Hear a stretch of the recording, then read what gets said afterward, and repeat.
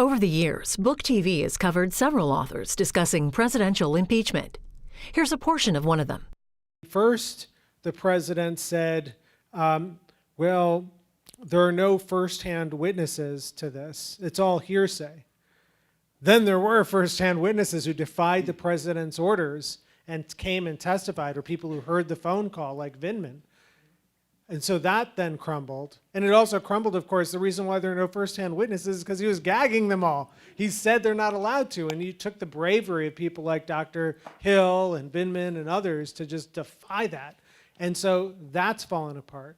He then said, well, this was about fighting corruption, which is a weird argument because Trump actually, right before it, cut the budget for fighting corruption in Ukraine.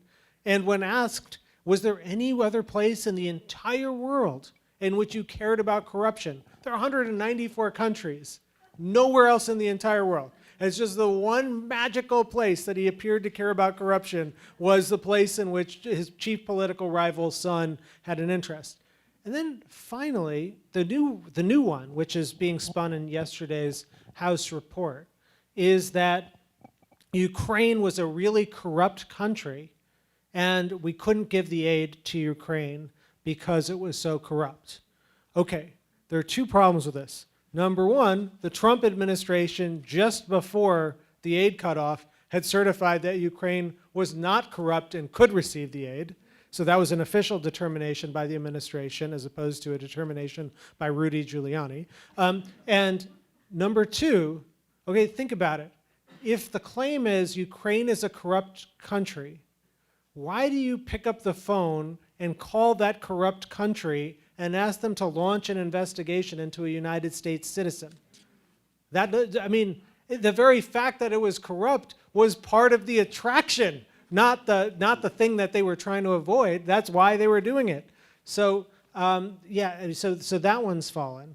So now we have the other one is the impeachment process is unfair. Trump doesn't have due process rights.